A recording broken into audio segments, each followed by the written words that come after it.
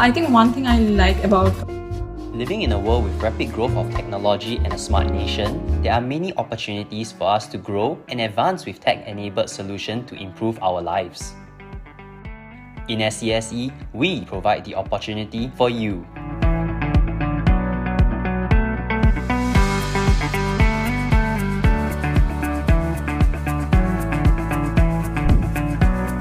Over the past 32 years, the school has developed into a leading global institution for education, research, and innovation in computer science and engineering. The school is recognized as the top in AI research and citation impact amongst global universities. Together with the school's recognized researchers and inspiring teachers, SCSE provides endless opportunities for the students to grow and learn.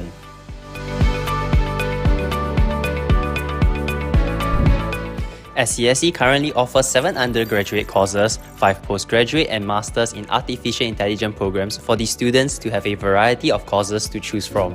All students are exposed to both computer science and engineering by taking common courses such as data analytics, cybersecurity, artificial intelligence, and digital media to broaden their horizon in the world full of technology. SCSE also serves to do their best in providing a space for students to get ready to learn, unlearn, and relearn as part of their lifelong learning journey. The curriculums offered focus on hands-on projects that allow students to be exposed in relevant industry processes. Through the course of studies, students are able to build their technical skills by using equipments such as GPU cluster, robotics, AR/VR headsets, and many other cutting-edge equipments available in SCSE labs. The students are also exposed to high-level programming, lower-level exposure programming, and artificial intelligence for software-related courses. SCSE makes sure that the laboratory is up to date for students to have a seamless experience and a better learning environment. Additionally, training beyond academics such as competing overseas against top universities globally. This helps with student skills while learning and competing in a friendly and innovative manner. Being a SCSE student provides a spin of possibilities where the school helps to elevate you with more opportunities in unlimited number of industries. There are great opportunities for internship attachment in SCSE as the Career and Attachment Office will source the placements for you, giving every student in SCSE a chance to step out and experience the technological revolutionary industry. Be a part of SCSE today, and you can make a difference in revolutionizing the lives of the future generation.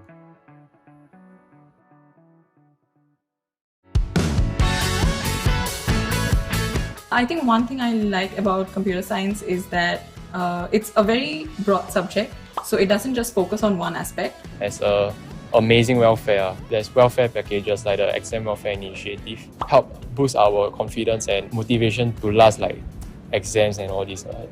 A lot of the people here are quite helpful, so if you have a problem or something, you can just ask them on the Telegram group, and most of the time you get an answer quite quickly. My favorite professor in NTU SCSE is Dr. Lok Yuan Ren. I like the way that he teach. Like he'll prepare recap slides for us so we can recap on what we learn. Professor Tan Rui, he's extremely helpful, and if I'm stuck, he immediately responds and checks in on what is the issue I'm facing. Come and join us today as we embark into the new economy and industry 4.0 with SCSE. Hello, welcome to NTU. Sorry. Okay. Sorry.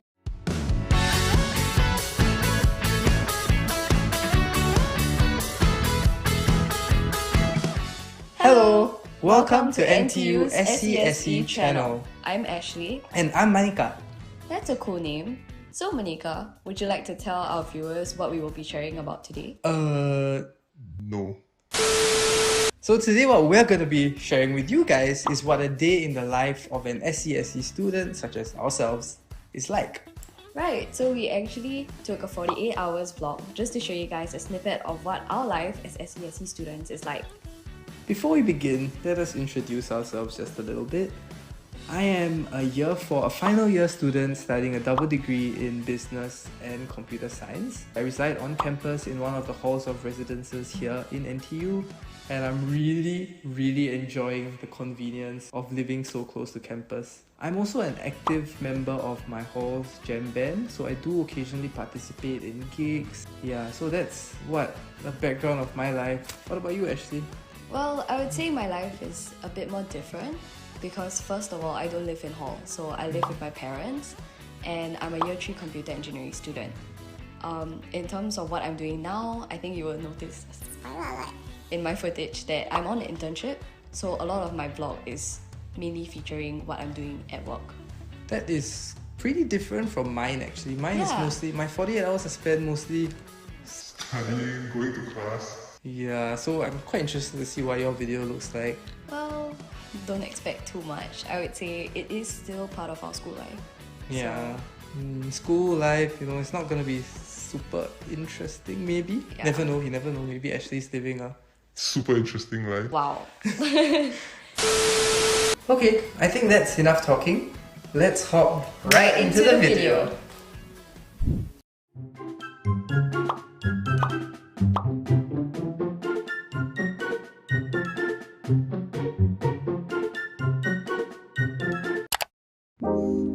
So here's Ashley's video and I'm gonna be reacting to it.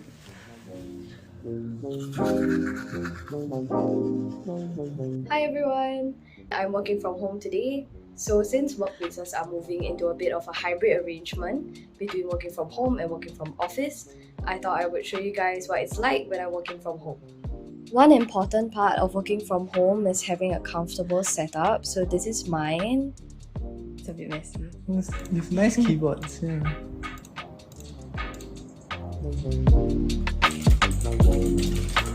Yeah, it's a custom keyboard. So you're doing that from 9 to 5? Yeah. The whole day? Wow. Yeah. Wow, fits pose, ah. Look at my legs. Wow.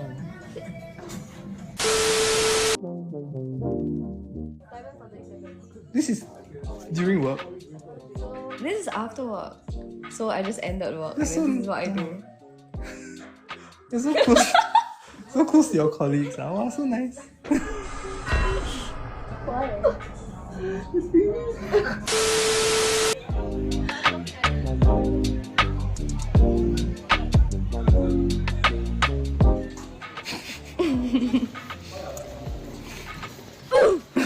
Hi, so I just got back home and this is my little sister. Oh. She Hi. has begun annoying me with her body Showing love. questions. Show you love, sure. Oh, so nice. You tutor your sister also. Yeah. Gastronomical is like, oh my god, how do I explain? Good morning everyone. So it's about 8 a.m. and we're about to do the first time of the morning rush. This is so embarrassing. Why? I really just went into Oh. the MRT like, A lot of people stare at you. yeah.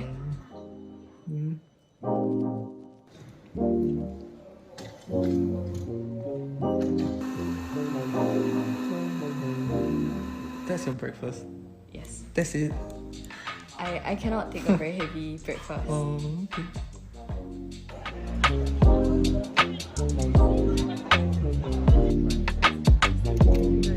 Oh, so nice. Ah. Yeah, they had a Oh. road show that day, so I really wanted to show it off. I was like, yes. Is it every day? No. Um, Wow. No, it's Go- not really. Go work is go on No, date no, or no, what? no, no, Huh. no, no, no, no. Happy birthday to you. Aw, so cute. Happy birthday to Ensu. It was her birthday as well. She looks so shy. So feisty. This is your daily skincare routine. Yes, it's... No, I just removed my makeup. Oh. Wow, that's nice. Yeah. Wow. For working life, I think that's fairly quite holistic and well-rounded. Like you go to the gym, you eat with your friends. I think when you start work, you're gonna have to have like a very good work-life balance. So that's why I try to keep fit. I go to the gym and I try and keep up with my colleagues as well. So how would you like rank your internship experience, especially compared to some of your peers, some of your course mates? Right, so I have a few of my friends where their internships are a lot tougher So, for example, one of them has to go to office every day because he's dealing with hardware. Oh, I see. And I think he does have to do OT a lot. So I wouldn't say that every internship experience is going to be the same. It's not going to be as relaxing as mine. It just so happened that the days that I vlogged on were so relaxing. Living in a world with rapid growth of technology and a smart nation, there are many opportunities for us to grow and advance with tech-enabled solutions to improve our lives. In SCSE, we provide the opportunity for you.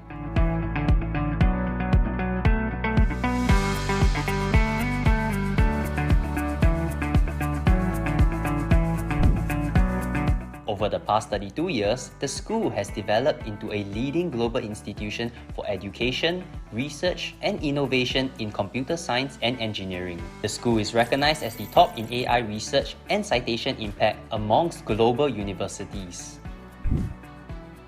Together with the school's recognized researchers and inspiring teachers, SCSE provides endless opportunities for the students to grow and learn.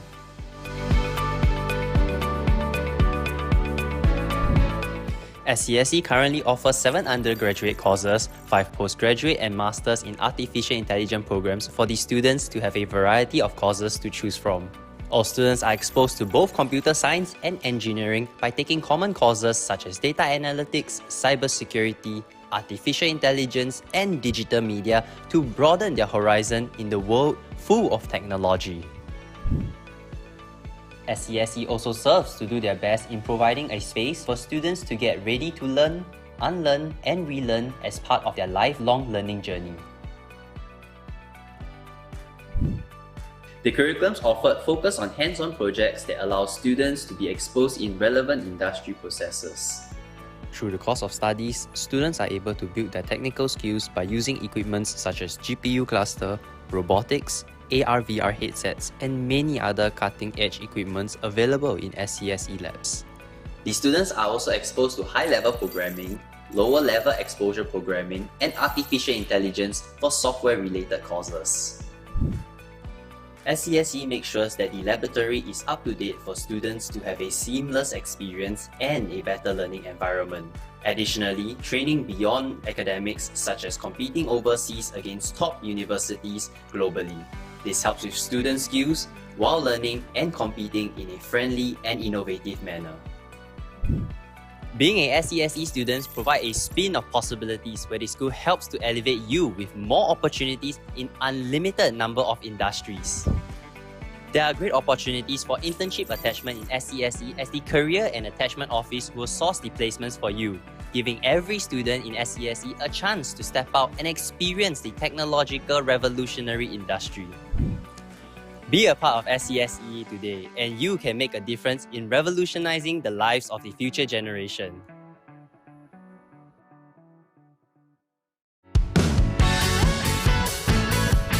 I think one thing I like about computer science is that it's a very broad subject, so it doesn't just focus on one aspect. As a amazing welfare, there's welfare packages like the Exam Welfare Initiative, help boost our confidence and motivation to last like exams and all this.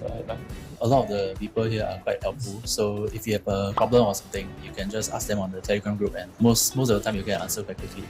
My favorite professor in NTU SCSE is Dr. Lok Yuan Ren. I like the way that he teach. Like he'll prepare recap slides for us so we can recap on what we learn. Professor Tan Rui, he's extremely helpful, and if I'm stuck, he immediately responds and checks in on what is the issue I'm facing. Come and join us today as we embark into the new economy and industry 4.0 with SCSE. Hello! Welcome to NTU. Sorry. Okay. Sorry.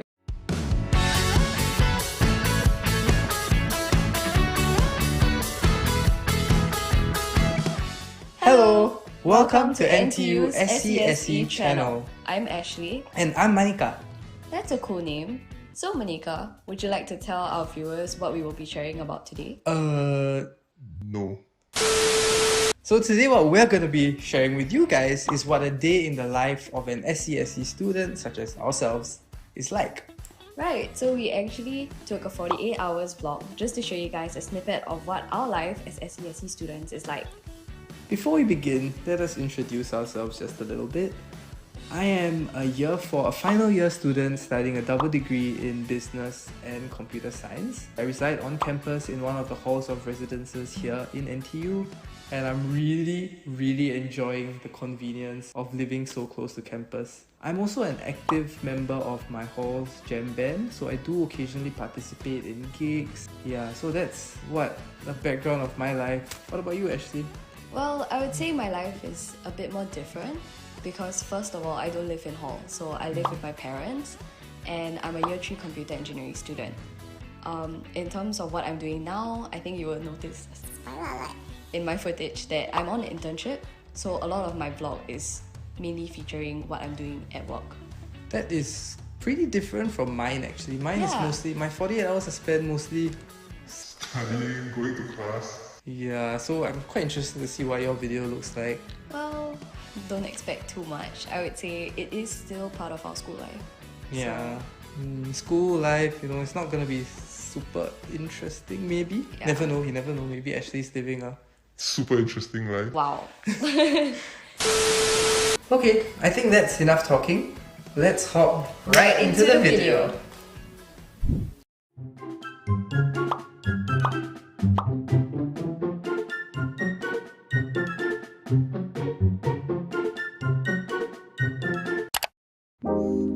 So here's Ashley's video and I'm gonna be reacting to it.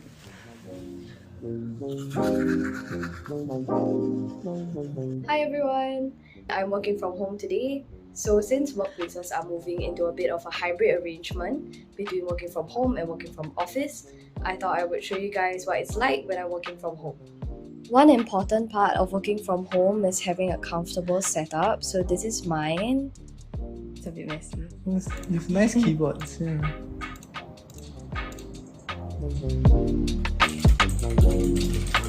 Yeah, it's a custom keyboard. So you're doing that from 9 to 5? Yeah. The whole day? Wow. Yeah. Wow, fits pose. Look at my legs. Wow.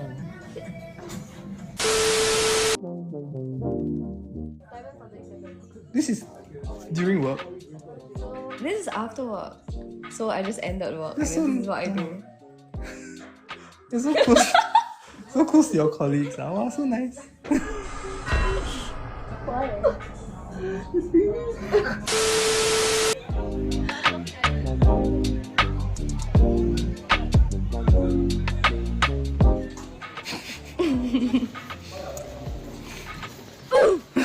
Hi, so I just got back home and this is my little sister. Oh. She Hi. has begun annoying me with her body Showing love. questions. Show you love, sure. Oh, so nice. You tutor your sister I also. want to say Yeah. gastronomical is like, oh my god, how do I explain? Good morning everyone. So it's about 8 a.m. and we're about to do your first taste of the morning rush. This is so embarrassing. Why? I really just went Oh. into the MRT. A lot of people stare at you. Yeah.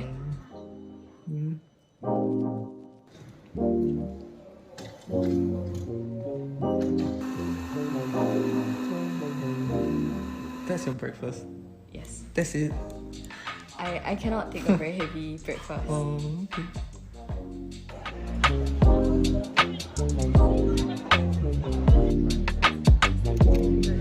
Oh, so nice. Yeah, they had a Oh. road show that day, so I really wanted to show it off. Hello, welcome to NTU SCSE Virtual Open House 2023. So this is a live chat for all of you to interact with our faculty members. You can ask things about our programs, our admission matters, and also anything that got to do with how students will study in our school. So a bit of administrative stuff before we start. This session is going live on YouTube. If you have questions for us, please ask it through Slido. There should be a link which you can click and then go to the Slido website. there is a code that you need to put into the Slido, which is Ask SCSE, which is shown over here. So please keep asking us questions, and we'll be happy to answer them. So today we have a very experienced faculty member to answer all our questions, and I think maybe we can start by just introducing ourselves to our viewers. Sure. I'll start first. My name is CK. I'm the moderator for this live chat. I'm also currently the Assistant Chair of Admission Outreach. Maybe we can go this way. Yeah, sure. Prof. Wen. Hi, good morning, everybody. My name is Nicholas. So I'm currently the Associate Chair for the academic in School of Computer Science and Engineering, in charge of the academic matters. Kelly? Yeah. Hello everyone, my name is Kelly. I'm a member of the outreach team of the school. I mainly teach the courses of machine learning and algorithm design and analysis in the school. Okay, morning. I'm Ashin. So I'm the assistant chair for academic. So I'm mainly in charge of admission and scholarship. Hello, myself is Smita, and I'm a senior lecturer with the school, and I teach several computer science and computer engineering courses throughout first, second, and third year. Thank you. Yeah, hi, my name is Hong Lai. I'm a senior lecturer with the school as well, and I'm also the assistant chair for student care, taking up the student care activities.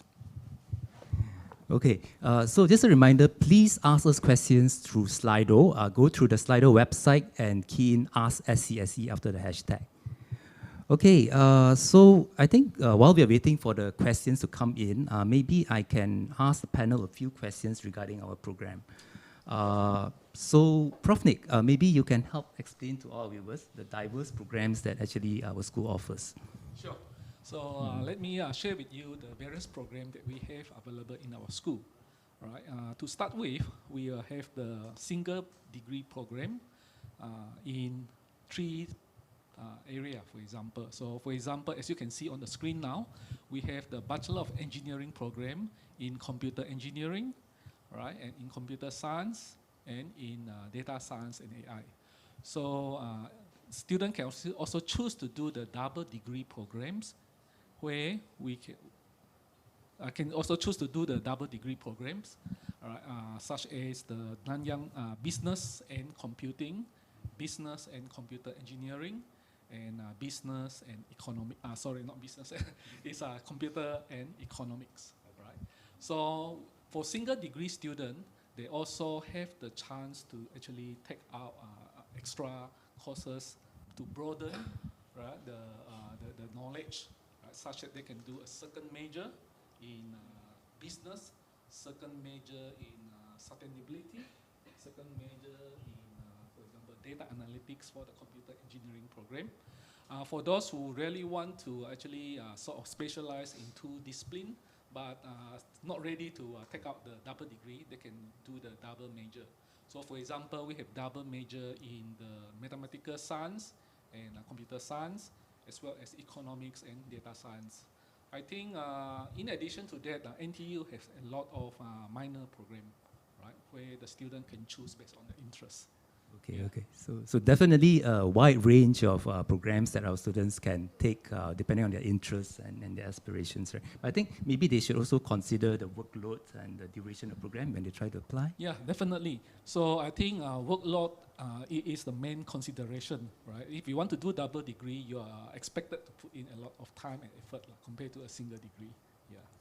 Yeah, so you can always visit our school website. I think it's under the admissions undergraduate programs page. They will list down all the courses you need to take for all the different semesters for each program, right? So, yeah, so you can check that out. So I'll move on to another question. I think this is a question about scholarships, and I think Prof. Sun, you're the best person to talk about it. So what are the available scholarships that NTU offers? Okay, NTU actually offers quite a good range of scholarships, and students can go to the admission office. There's one whole web page listing all the scholarships. Some scholarships are attached to certain programs, and some is generic, like Nanyang College and school scholarship are generic, all right? So I think the most relevant questions regarding scholarship to our school will be REP, CEA, USP, and the three scholarships I mentioned just now. So among them, REP is a very special. It itself is a program. and it's handled by REP office. So if you want to study REP, you need to apply to REP directly. Then the REP office will conduct the interview, and the first year courses will be conducted by REP as well, right? So from second year onwards, you can choose to specialize to computer science or computer engineering, then you'll come to our school, all right?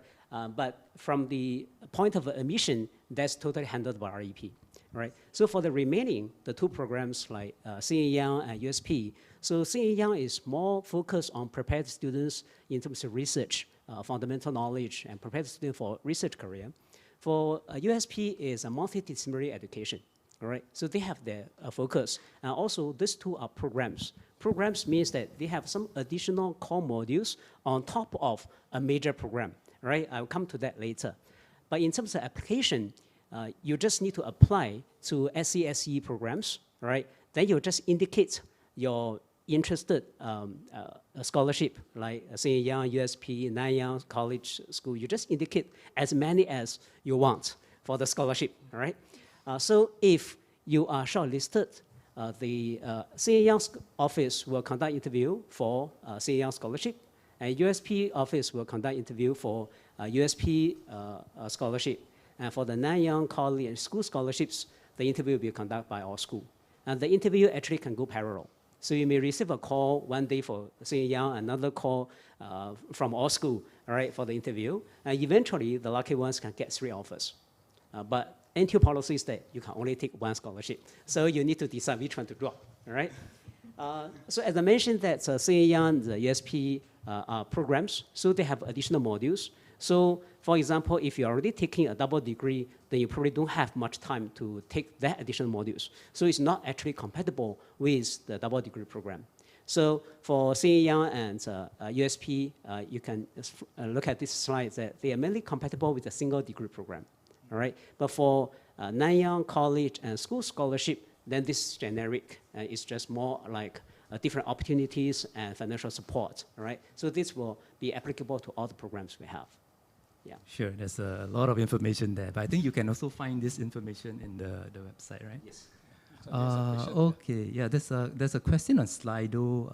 Can we have a look at that? I think the question was probably to Prof. Nick, the difference between double degree and double major, right? Yeah, sure. So double degree obviously means that your student will get 2 degrees upon graduations, right? On the other hand, double major, that means that the student will study in 2 disciplines, but at the end of the program, they only get 1 primary degree. Yeah. Okay, so maybe I move on to Prof. Kelly next. So you taught many computer science subjects, right? So if I'm a student, how would I know if computer science is right for me? Of course, the first thing students need to think about is basically the interest. Okay, so if you are not sure about what computer science is, you could go to our website, the school website, to check the curriculum, to browse through the courses that we are going to offer in a particular program, and then to judge whether you have interest in those modules.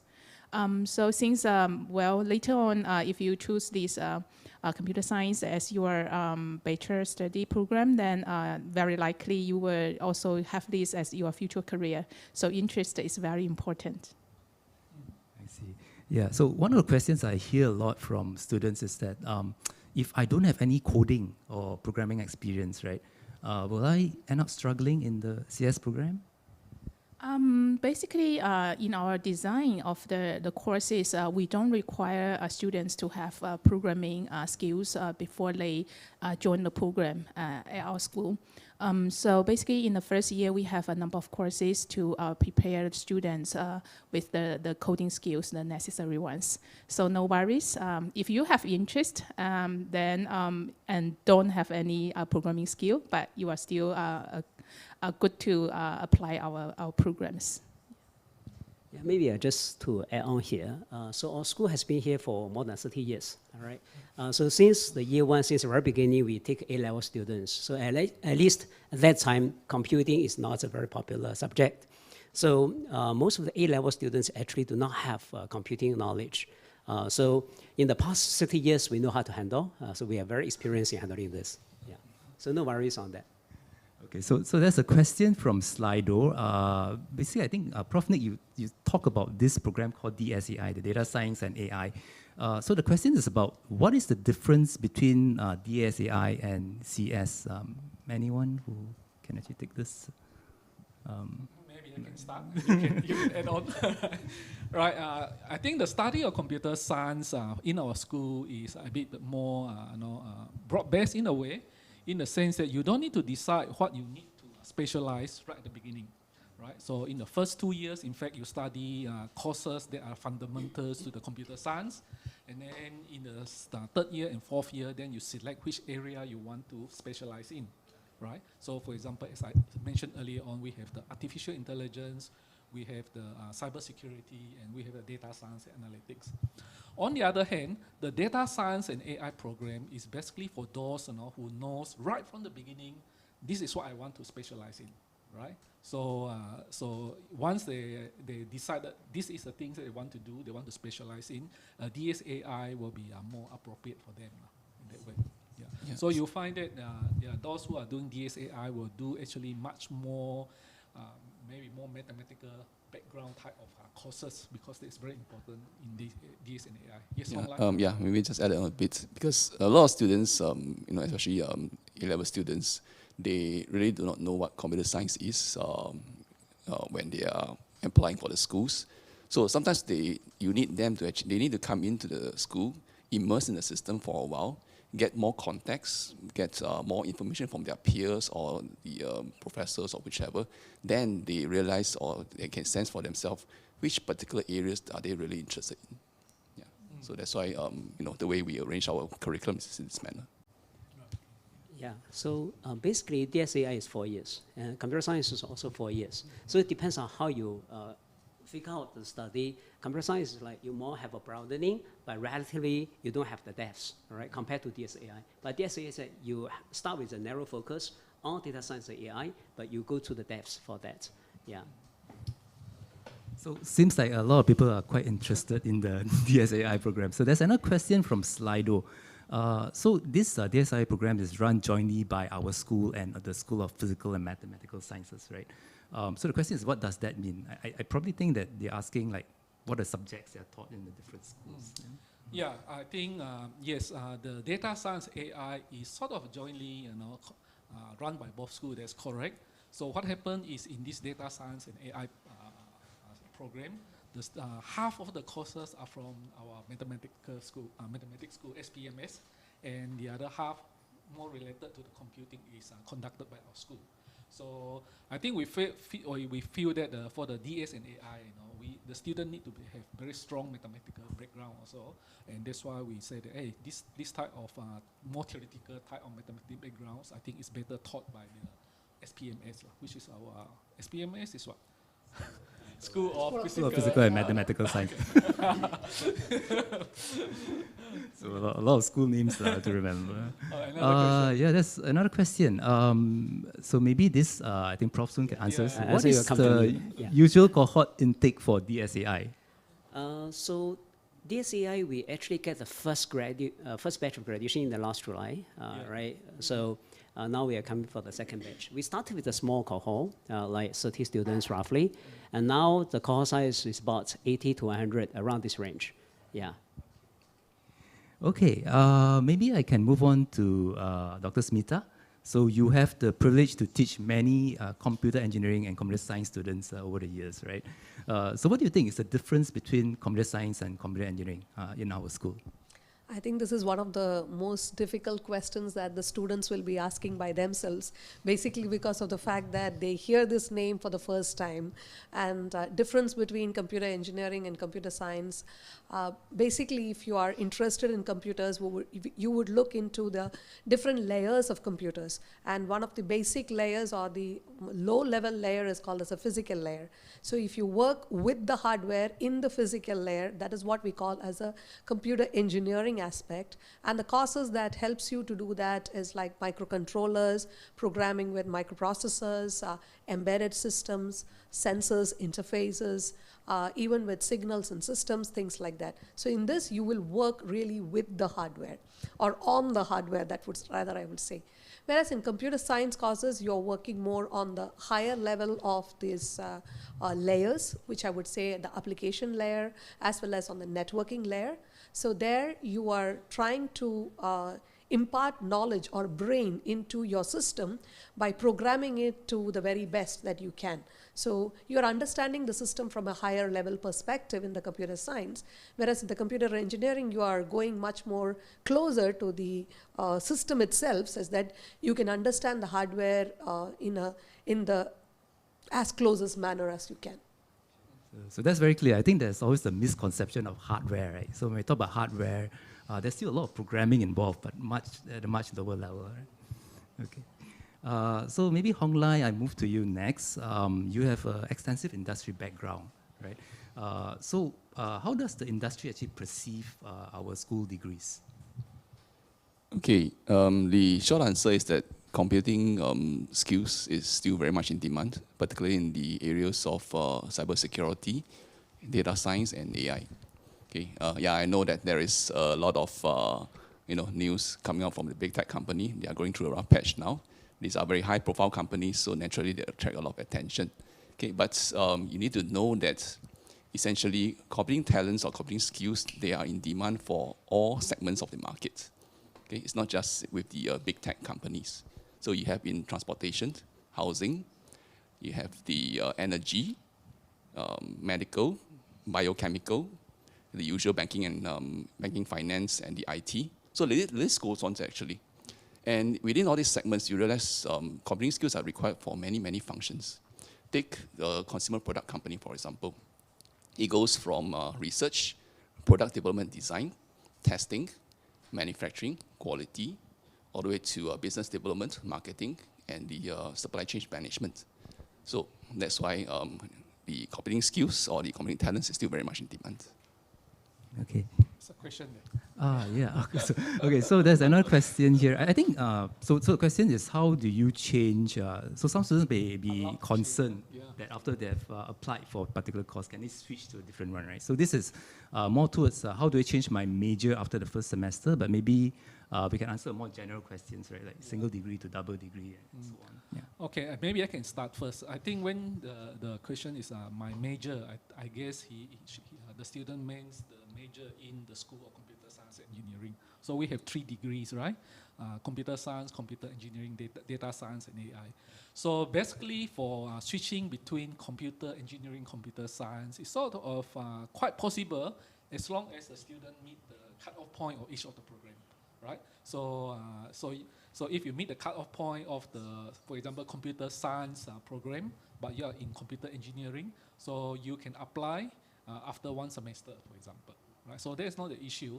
But if you are going to change a major from our school to some other school, then I guess the primary criteria is still meeting the cutoff point. Yeah. So I think the change of major is between CE and CS is relatively easier because the first year courses are common, exactly, right? Exactly. But for DSAI, it will be more difficult because the curriculum is actually different. So if you want to switch, that means some of the courses you take is no longer the core courses in another major, right? Yeah. So but we need to take note that the cutoff point for CE and CS is different. That's different. Yeah, that's different. Yeah. Yeah. Another one, is there an option to enroll with just a single degree and then take another one? So I guess the question is, can we start with 1 degree and then convert to double degree? Actually, it's not. At least your current practice is that it is possible that you take a double degree and later you decide to drop one to become a single degree, but it will be difficult, or we don't have that practice that you apply a single degree and want to convert to a double degree, because the curriculum design is very different. Yeah, I guess it will be too late. If you want to go to take another degree, you will not be able to complete within the candidature. And I think the cutoff score for the double degree is much higher than that of the single degree. That's right, yeah. So I think in short that there is a possibility of switching, but then there are also a lot of constraints that you must take into consideration. Okay. Okay, good question so far, but while we're waiting for more to come in, I think the sharing earlier was more on the programs that we offer, right? So I think I want to talk a bit more about how does our courses prepare our students for the work life, right? And I know that NTU has this work study scheme. So maybe Prof. Nick, you can tell us more about how does the work study scheme applies in SCSE? Okay, the work study scheme is relatively new, and it only applies to those who are doing a single degree program, right? So in the work study scheme, the idea is a student will get to do multiple internships while they are studying, compared to our student who only do one internships, right? So they do multiple internships during the study, and they also conduct a project with the company they are attached to for the final year project. So the idea is by having this multiple industry attachment, they get to pick out more relevant knowledge in terms of working life, broadening the soft skill, and prepare them better for the full employment eventually. So how do they apply for this work study scheme? Okay. So the option is student doesn't need to choose this work study degree scheme right at the beginning. So after they finish the first year, they can apply, and then the student will be interviewed by NTU and the company who are in this work study scheme. I see. Okay. So while on this topic of industry relevance, I move back to Hong Lai. So apart from the work study scheme that Prof. Nick discussed earlier, how else does our course actually prepare students to be industry ready? Okay, this is basically the main objective of our program actually, right? To prepare the students to be industry ready. Now, our curriculum in general are actually pretty, practical oriented. Okay, we actually take a lot of cue from what is the industrial trend, and we develop into the curriculum. Okay, but I would just probably want to focus more on the internship aspect, because that is actually very, very relevant to in being industry ready. So for our credit-bearing internship in the school is concerned, okay, the 6 months credit-bearing internship is organized together from our schools and the career attachment office. So what they do is that we will actually talk to the companies and gather a list of the companies, and together with their projects, we would vet through the projects to make sure that they are actually relevant to the computing, the computing curriculums. And from there, we list it out to the students. The students can actually choose from this list, or they can actually self-source their own internship programs if they want to. Okay? And the internship is very important because we can actually discuss a lot of things over and over again on the paper, but really you need to go down and immerse in the system, the environment, before you can realize what is going on and have the first-hand experience. And from there, the students actually build up their own network, build up their portfolios, pick up actually very industry relevant technical skills, and as well as the soft skill aspect, the interpersonal dynamics, the team dynamics. So things like that are actually very, very crucial and critical for their future developments. And in fact, a lot of our students, or actually not a lot, many of the students actually proceed on to actually secure perm positions in their internship companies. Okay, so is it common for students to actually self-source their internships? Yeah. That appears to be kind of a trend in the past few years, that more and more students are actually self-sourcing their own internship, and as well as self-sourcing additional internship, because they realize the value of all this internship to their future career development. I see. Okay. Maybe Prof. Kelly can add to this, right? For the courses that you teach in computer science, how do you usually bridge the theoretical part and the practical part, again, to prepare our students for the industry? In the design of our courses, mainly we, in addition to cover those theoretical parts, we also design course projects in order to enable students to do some practice in the hands-on part. For example, in my machine learning course, our course project is about Kaggle computations, that is to solve real-world programs, research programs, or computing programs. And even in my course of algorithm design and analysis, which is quite theoretical, we also have course projects regarding the sequence matching in gene sequences, and also the path programs like shortest path discovery in real graphs. Okay, very interesting problems. Okay. We can answer another question here first. Yeah, so is our work-study scheme available to poly students who get direct entry to year 2? Okay, first, in our school, we actually sort of don't have this direct entry to year 2 for poly students. Right? Unlike the other school, engineering school in NTU. So in our school, what happened is poly students who are in our program get exempted from quite a number of courses, especially what we call the broadening and deepening elective. Right? So when they come in, they'll find that they already been credited with this number of AU, right? But talking about whether they can still do work-study scheme, yes, definitely they can still apply for the work-study scheme, right? So the work-study scheme is sort of independent of whether you're from Poly or JC or from any other program. Yeah, they can do it. Yeah. Maybe I just clarify on behalf of them, right? Yeah. It's a work-study scheme. Actually, it's not bounded to the company, right? After they graduate, they are free to choose to work with others. It's not bounded to the company. Yeah, but I think during the start, work portion of the scheme, they are expected to actually attach to the company towards the end. Yeah. Right. Yeah. But they are not committed to work with them after they graduate. Yeah. Okay, that's good to know. So I'll move on to Dr. Smita next, right? I think you oversee, at least in my opinion, one of the most engaging modules in our school, which is called the Multidisciplinary Project, or MDP. You can share with our viewers what that course is all about. As the name itself indicates, multidisciplinary, maybe that makes it more engaging for the students too. Basically because over here, this is a third year course, and over here in this particular course, basically students from computer science as well as computer engineering take this course.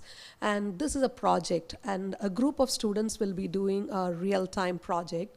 And how we make it engaging is that a real-time or real-world question is being asked to them, and they need to solve this particular problem by the help of all the courses that they have studied in the first, second, and sometimes in the third year too, such that they can incorporate all those things that they have learned. So it is not just a course project, it is a project comprising of multiple courses, such that they would be able to solve a real world problem. So this is the best way to make them ready for the industry, right? So over there, it is not just one specialized area of project, it's solving a real world problem. So here also we will ask them to solve a real world problem. So one of them is like the robot which is being kept over here. This particular, we ask the students to assemble the robot as well as add on elements, sensors or things onto this robot, and programming things onto this such that this robot would be able to traverse, identify different objects and do certain tasks that has been done over here. So definitely this particular course is completely coursework project, because we cannot conduct an examination point of view for this one. So this is a coursework project, and they will have multiple small subsection for the students to achieve, such that the total amount of coursework can be made into. So they'll have something like small challenges that they have to do. They have to also come up with certain video demonstration of what they need to do, things like that. Maybe just to want to have a brief look into this particular video, I think we have a video for MDP. Maybe we can just share that. I'm the coordinator for this MDP course, which consists of both computer science and computer engineering students. This system integration course, which students coming from different backgrounds working on this as a group, each group would contain 8 members. We have a mobile robotic challenge. Basically, we provide students with a maze. So the robot has to navigate through the maze, find out all the obstacles. And then once they have done this, they have to go from the start position to the goal position in the fastest possible. The school structured this course in such a way that they are encouraged a healthy competition among the different project teams by weekly competition at the end of every Friday. It's like the maze runner. That is the first real problem that we are trying to solve by applying what we have learned. And we can see the joy and the disappointment in the students, and this kind of gives us a sense that they are being engaged in their learning. students realize that even though they have finished their projects, there are other teams that have done better than them. This actually provides the kind of real-life scenarios for our students where, if you go out to work, every time you think you are good enough, somebody else come up with something better. So it's very useful sometimes to make students work in close proximity because that they really learn from each other. Shorter path, 3, 2, 1, go.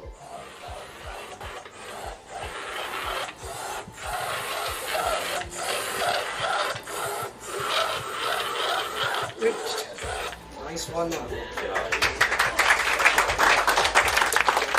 As an engineer, we must learn how to learn. It's not about learning a new framework, learning a new technology. It's your ability to learn and adapt quickly.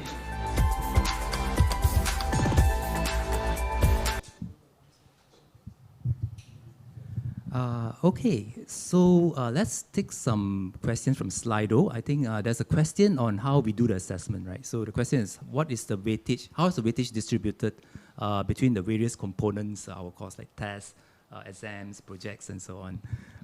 Anyone wants to go for this?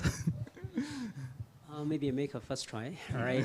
Because it's not easy to answer in the sense that different subjects actually have different requirements. Some of subject is purely coursework. So it's basically quiz, test, there's no final exam, right? So for some subjects, it's a combination of all of them. So for example, in I teach natural language processing. So we do have a quiz, we do have a project, group-based project, we also have final exam, right? So the weightage is 20, 30, 50%. Yeah, but it's basically can be decided by the lecturer in consultation with the school. So it can be ranged from, basically it's a big range. Yeah. Yeah, maybe I would like to add, I think the guideline for us nowadays is we also want to have more continuous assessment. Right. So typically, I think the exam will not be more than 50% nowadays. Typically, we pitch it like 60% is continuous assessment and 40% is for exam. So in the 60% continuous assessment, it could be small quizzes, project, even presentations and things like that. Yeah. Would there be courses like having 100% continuous assessment? Oh yeah. That, the MVP is one of them. MVP is one such. I'm also handling the data science course for the first year. It's also 100% coursework, wherein which we have multiple lab quizzes or lab small projects that assignments given to them. There's a group project at the end of them, wherein which they learn about the entire course that they have studied with respect to that of a problem that they need to take into. There'll be also quizzes in between for smaller weightages over there. So all these add together to form the coursework assessment. Yeah, I think I can also remember the SC 1003, computational thinking and programming 100%, data structure and algorithm is 100%. Yeah. Yeah, so the one I have, the microprocessor-based system is also 100%. Right. Okay. Yeah, it's a very heavy lab, heavy in lab-based module. So 50% is actually lab work and lab assignments, and the other part is more the continuous. Yeah, I think we like to use more continuous assessment nowadays, right? So to make sure that the student is really, following our courses along the way, rather than wait until the last week. Right, and then prepare for the exam. Yeah. I think the other benefit of having 100% CA is that there's no more exam after the teaching is over. Right? Okay, there's another question on Slido. So this is a viewer who has already been offered admission in the Bachelor of Science in Mathematical and Computer Science, but is now more interested in maybe after we have spoken about this, some hardware components in the course, right? So he's asking, how do I change the Bachelor of Engineering, change his current admission to the Bachelor of Engineering in Computer Science? Yeah, I think I sing or not. Yeah. So first of all, congrats, right? And it's not easy to get an offer at this stage. So as long as before you matriculate to NTU, right? So all this admission will be handled by admission office. To change the program, actually it's relatively straightforward. You just need to drop an email to admission office and say that I want to change this program, and they will evaluate and follow up. So it's basically you direct contact admission office. Yeah. Okay. So I think, Aisin, you mentioned that you do research in NLP earlier on, right? So you must have a good understanding of what is the, the landscape of AI out there today. So in your opinion, right, so we have this DSAI program, right? What is the job market for the DSAI graduates that we have maybe today and perhaps in the near future? Okay, I think first of all, everyone might heard of a ChatGPT, right? So this is one of the major breakthrough in natural language processing, which is a sub-area of artificial intelligence, right? So it's not only, right now we look at the capability of this language model, is that the potential of what things that can be built with the technology behind, right? So through the years, we notice that the apps becomes more and more smarter, and the web pages becomes more friendly. Somehow they're able to predict what's the next move when interacting with the computer, right? So all these are basically powered by data science, AI, and this kind of related techniques. So as Hong-Lei mentioned, that a lot of industries are actually in the transit to the digitized world, right? And data science and AI, I believe, will be one of the key components behind all this to make the things more easier for their customers, their users, right, to feel more friendly. So also, as I mentioned, we have the very first batch of DSI graduates last July, and it's a small cohort, right? So we are relatively have a more close connection with them, and what we heard is that the salary is quite good. It's amazingly good. I think as Prof. Nick also mentioned earlier, I think DSAI is really meant for students who want to already specialize in data science and AI in the first year onwards, right? But for those who are not sure, we also have the flexibility for them to start with something broad and then specialize later. That's right. Yeah. They can choose to do that in the third year and fourth year. Yeah. Okay. So are there any questions from Slido? So please ask your questions, don't be shy. We are here to try to answer all the questions. So while we are waiting for more questions to come in, maybe I'll ask a few more questions to the panel, and these are just general questions. Wow, okay, sorry, it's coming fast and furious now. Okay. So let's go through a few of this. How do we source for internship? I think Hong-Lai mentioned a bit just now. Are they compulsory? Maybe you can just elaborate a bit more. Okay. Internship. If you do not want to source it, our school actually has a list of internship companies and the projects for the students, so you can choose it from. We are one of those schools which we have no issue securing internship for our students. Okay. They are compulsory and it's credit bearing, so it forms part of your compulsory modules that you have to take in your program, and I would say it's a very important part of it, okay, for the reasons that we mentioned just now.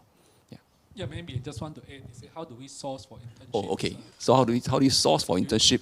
Essentially, yeah, you don't need to source, or if you want to, you can actually do self-source internship. That means you actually write to the company, and when company do take in all these emails, and if they really have some projects, relevant projects for you, they will actually talk to you, interview you, and after that, we can submit this opportunity to the career attachment office for them to evaluate, because we still need to evaluate whether this internship that you have sourced, is it relevant to the program?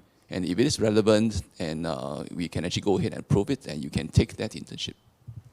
Right. I see a question there, which I think we should clarify. He said he is opting for a double degree program. That means that you need to study in NTU for 5 years. Yeah, so for this one, you have to read the web page carefully, all right? Some of them is 4 years, some of them is 4.5 years, and some of them is 5 years. Yeah. So it depends on which particular program.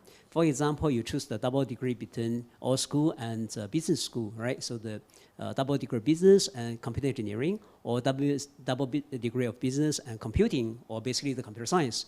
And these are the very unique double degree programs, which is 4 years. And probably the only one in Singapore maybe is 4 years, all right? But if you choose the double degree between our school and economics, then it's 5 years, yeah. So how does how can we actually complete the 4 years in double degree? That seems a bit Okay. Study hard, right? But it's a unique combination because for each degree we have specializations. As we mentioned just now, for CECS, we can always specialize to maybe cybersecurity, specialize to data science, AI. So in business school, they also have this kind of a specialization, right? So the business school, the double degree with us is specialized in business analytics. So when you see the word analytics, you know a lot of components are actually from our side. All right. So in the sense that once you take one course, it's considered that you clear the requirements in the business side. You also clear the requirement from our side. It's double count. Yeah. So it's a double counting. Yeah. That's why we have managed to make it 4 years.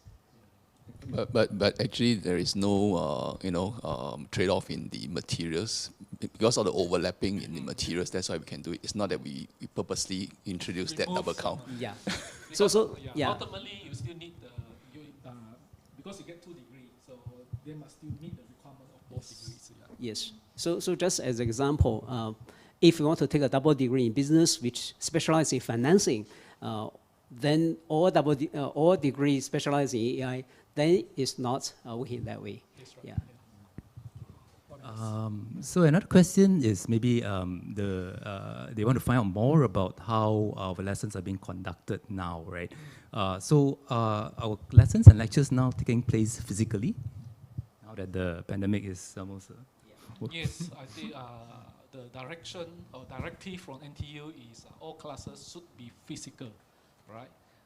So yes, we actually aim to have all lessons conducted physically, although there are sometimes situations whereby we might actually conduct some lessons online.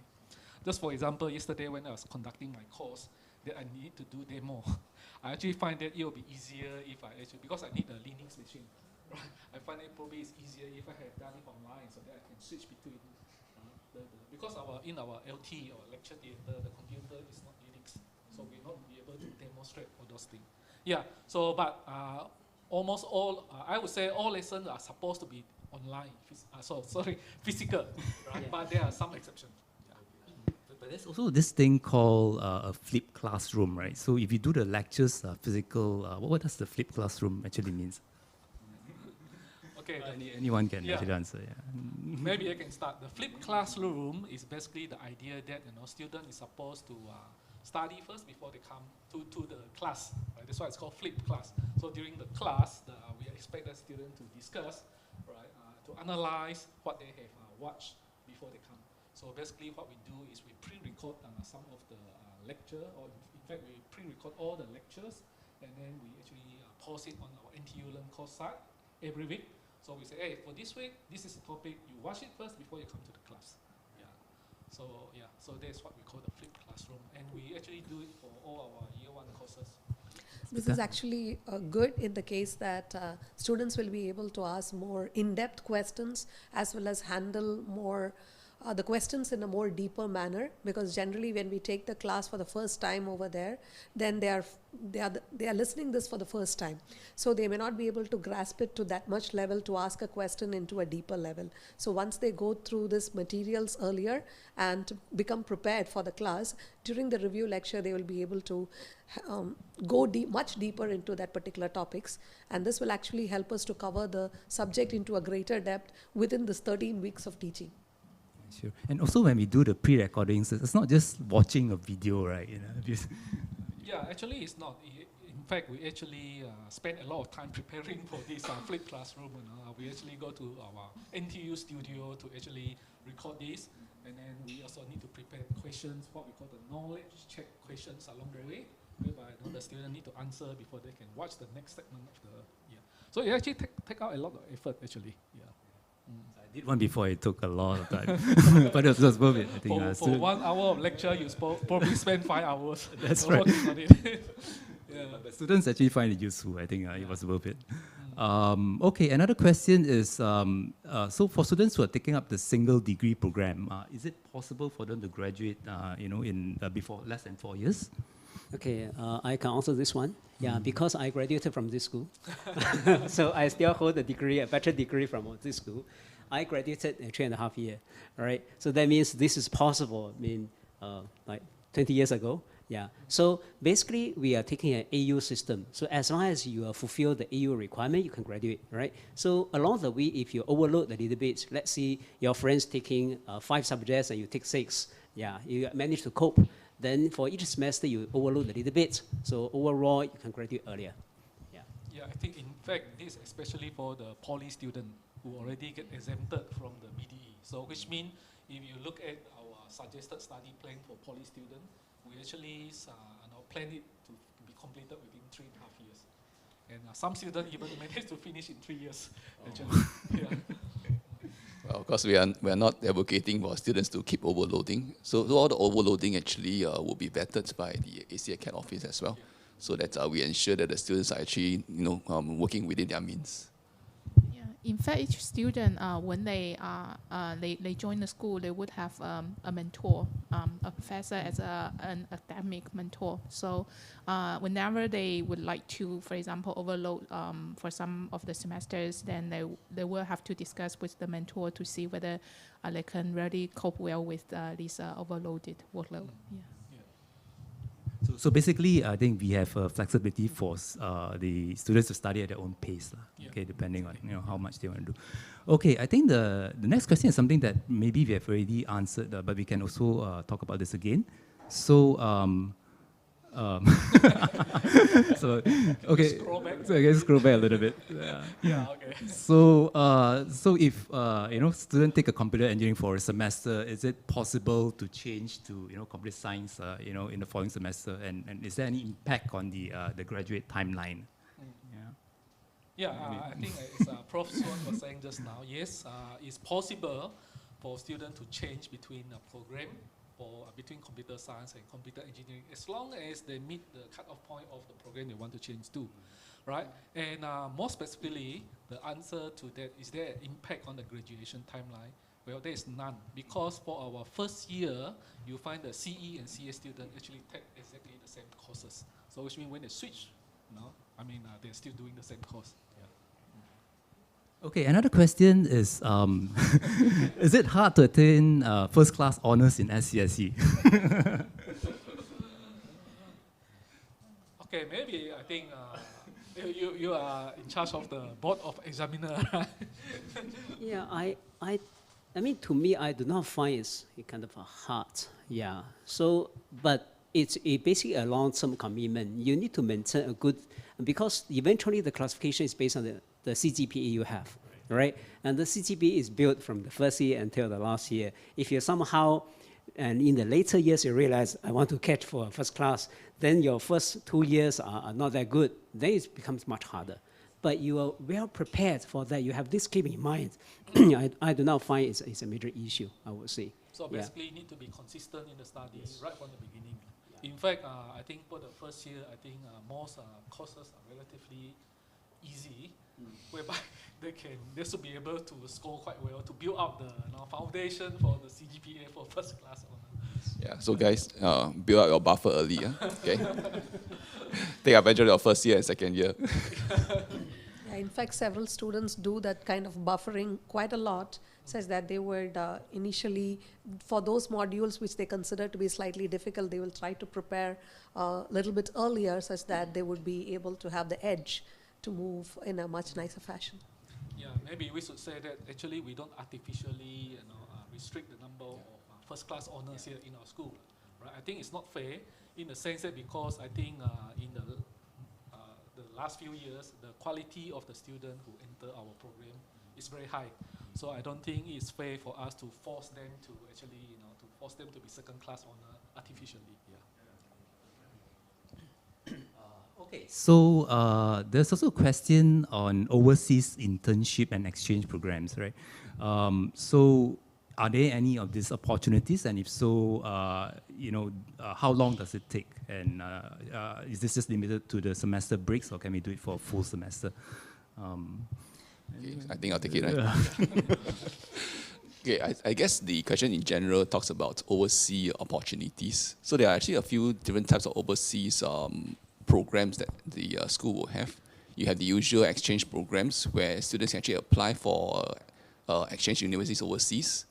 Okay, and NTU by ourselves, because we are quite highly ranked in the world ranking, so we actually get many good exchange universities and quite a number of programs as well. And of course, there is also overseas internship that itself could actually be either half a year or 1 year, depending on which program you actually enroll in. And that's it will allow you to actually go to different places in US and mostly in US area for the overseas internship. Then there is also one more. If you want to actually pay your own school fees, it's the summer schools. So those are the shorter programs which will allow students to actually go overseas as well. For exchange program, we do the so-called school fees equalization, where you don't have to pay any additional school fees when you go for the exchange program. Yeah, in fact, NTU is encouraging all students to go for exchange. I think the target is very, very high, right? I think about 80%. It used to be 50, I think now going up, right? Yeah, 80% of our students should go for exchange before they graduate. This was before COVID. I think 8 out of 10 actually goes for overseas exchange. Of course, COVID, disrupted a few things, but I think now we are opening up pretty much. There's also a overseas entrepreneurship program. Yes, there is an overseas entrepreneurship. So that's the 1 year program that you can actually enroll in. Overseas entrepreneurship program, or you have the internship, and there's even the overseas FYP for some of the CN Young programs. I think this particular program is where you can actually go overseas and intern in a startup company, right? And maybe work in the, understand what is the climate of the startup there. Okay, we are having a lot of questions, but also we are running a bit out of time. So let me pick a few ones. So maybe if I take out computer engineering, and this is a question from Slido, will the software skills I learn be sufficient for them to do software engineering? Yeah, I think, as explained by Smita, computer engineering and computer science, there are quite a lot of commonality, as well as differences in the application area, right? So in our course, our computer engineering students also do software engineering course. Yeah. So I guess it depends on what type of software engineering do you refer to. Is it the full stack developments or what, right? I think I would say that there shouldn't be any issue, right, for our computer engineering student to do software engineering related job. I think. Yeah, I do have a few final year project students who are from CE. And they're basically when they find a job, it's basically a software engineer job. Yeah. So it's, in terms of the company, when they look at the student have sufficient quality and they can take it. Yeah. So not a major issue for this. Okay. So I think I'll move on to some other questions first, and we tackle some of the Slido questions later. Because this is probably more important questions that our applicants have in mind. So maybe to Prof. Soon, can you just maybe shed some light on the general admissions, for SCSE programs? Okay. So if you look at the admission criteria, all these are listed at the admission office, all right, on that page. So that one will be a hard requirement, means that you are eligible or not eligible, all right. So after that, we come to or individual programs, like so you apply for DSAI, you apply for computer science or CE, then it becomes a kind of a supply and demand issue, right? So basically we have a number planned intake. So for this program, how many students, what's the intake plan? So we have that plan. Then it depends on how many students are applying. If for that program, there's many students applying, then it becomes more competitive, right? But if the number of applicants comparable to the previous year, then the indicative grade point becomes a relatively quite good reference. Yeah. Yeah, I think in NTU here we also reserve slot for aptitude-based admission. So for that we basically look at the student for example, are they passionate about this? Can they demonstrate that they actually have participate in hackathon and things like that, that can also help them to actually get an offer from a specific program. So basically, we look at the portfolio on top of the academic records. Yeah. So whether you are able to show that you're really interested and passionate about this, you have a strong portfolio to justify that. Yeah. So actually, the theme for this live chat is, I think, innovating the future, right? But we never talked much about the research opportunities. So let me ask Kelly about this. So in our school, how do students get opportunities to do research? In fact, we have the Eureka program, the undergraduate research experience in on campus. So in this program, it's of a 1 year duration. So the students can work with professors on some research programs. And then if they have some nice research outcomes, for example, conference publications, then they could also be supported to attend that conference by some grants from the Eureka. And then later on, if they are interested, they could also extend this project as an FYP project with the same professor. We also have a number of corporate labs with some leading industries, for example, the HP, Alibaba, and Rolls-Royce, and so on. So these corporate labs would also have opportunities for student internships. So they would have a chance to participate in the research in terms of the real industry programs. Yeah, maybe to Dr. Smita, I think we mentioned soft skills a few times earlier when we talked about MDP. So apart from MDP, for example, how else can our courses develop these soft skills for our students?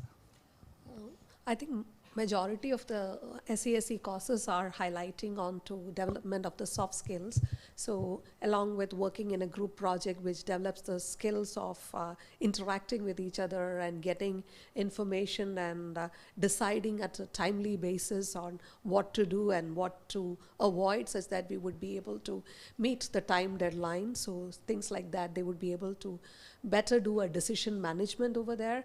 And they are also like many courses where in which the projects are in such a way that they need to make a presentation, so their presentation skill, sometimes they need to present it as a video demonstration. So many different kinds of soft skills are being developed along with what they are learning in the theoretical and in the practical background. Okay. And maybe Hong Lai, you are the assistant chair of student care. So, I mean, inevitably, some students may actually go through certain challenges and difficulties, during their studies, or maybe other aspect of their uni life. So, how does SCSE take care of, such students, or students in general? Yeah. Okay. Yeah, our school's program is a tough program. So I will be lying if you say it's an easy program. So for students coming in, be prepared for very intensive, activities, which is why, like what CK mentioned, we place a lot of emphasis on the student well-being. For that, I actually have a slide that shows what are the type of student cares and support that we have in the school. Okay, so right from the start, before the student comes into our school, we have the orientation program that actually orientates the students and get them to be linked up with their seniors, which is their orientation leaders, and to actually introduce them the whole schools, how it works, and where are all the informations.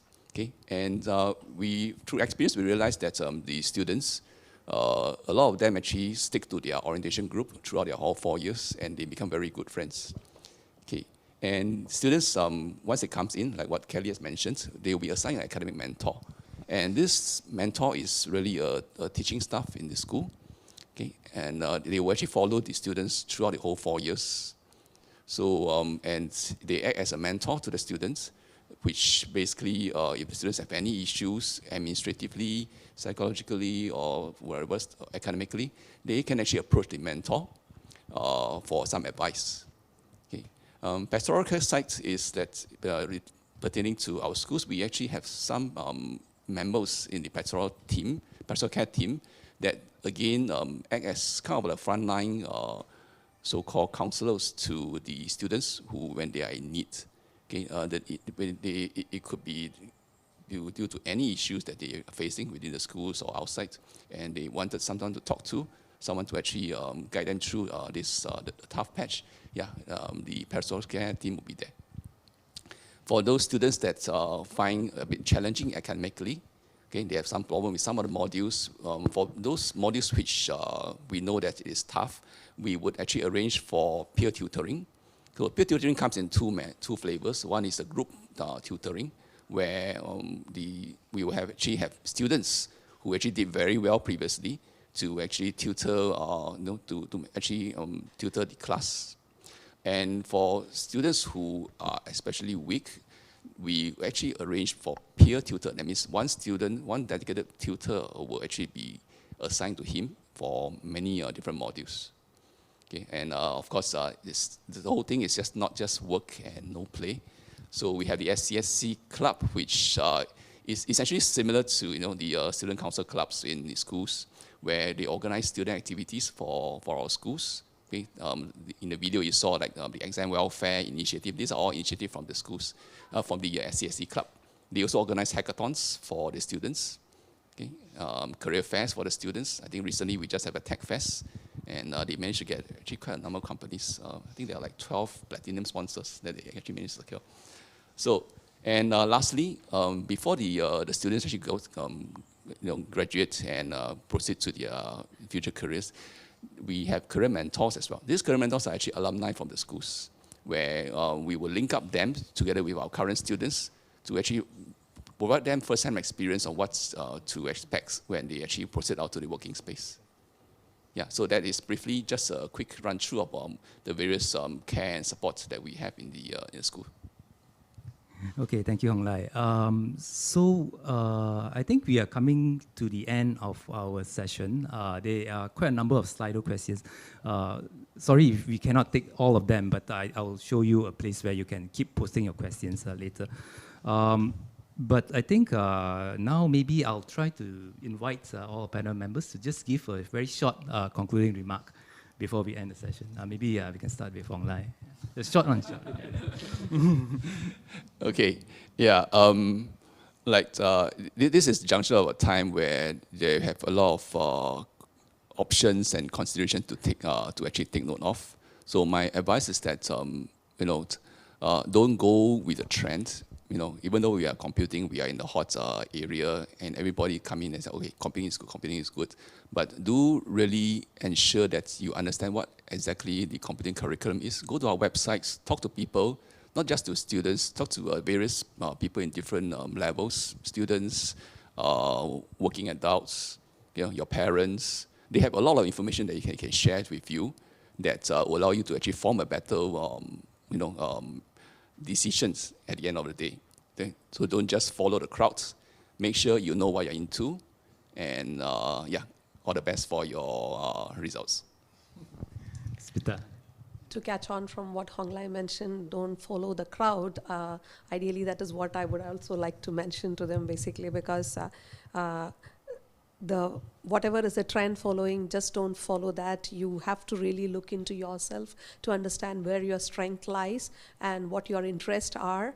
And if you're not able to decide on any particular thing that you want to study for or focus for, then take a course which is broadened enough such that you would be able to taste everything in a smaller perspective, such that you can decide later on what you need to major on a later one.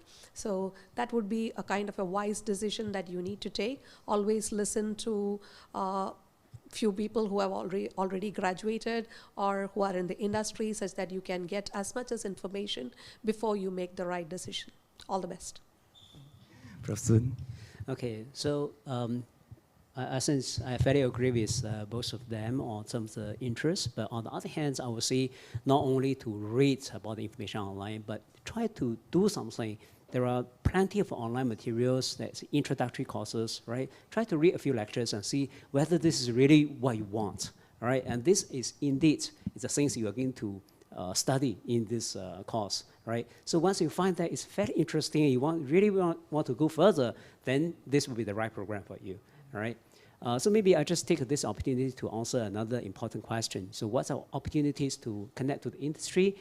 So the industry attachment is one. It's compulsory half year, so you basically work in the company, right? So there are also industry-sponsored FIP. So the FIP project is sponsored by a company. So you will have a company supervisor, then have a regular progress update with them, right?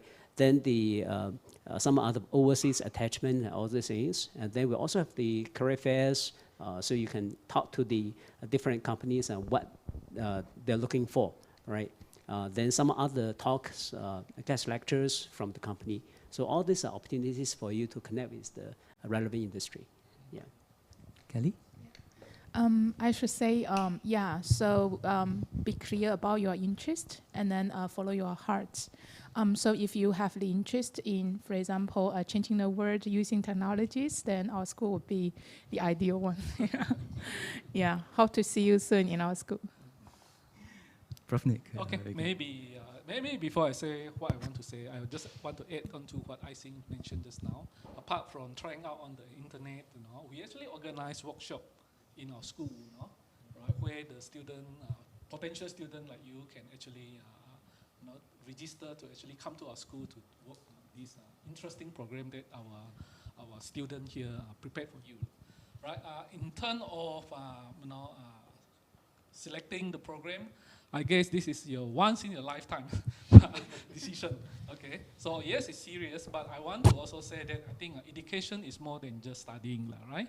So no matter what you are doing in future, I think you should try to enjoy it because you are going to be young only once in your life.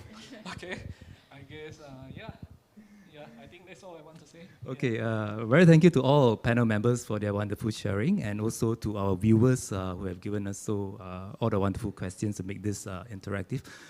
So, like I said, we couldn't manage to answer all your questions, but you can continue posting your questions to the Com100 platform. There's a QR code there that you can scan and continue to send us questions. This will be open till 19th of March. Okay.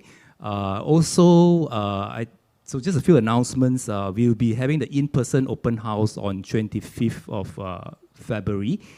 So to come by, we have lab tours where you can see how our labs are like, and also we have some demos for some interesting projects to show you. Also, I think there's another live session that's going on at 1 p.m. This is sharing by our students, so they will be able to tell you firsthand how is it like to actually study in SCSE. Okay, so please tune in for that. So I think with that, we are done. So thank you very much again. Have a good weekend, and we hope to see you in NTU one day. Bye-bye. Bye. Bye-bye.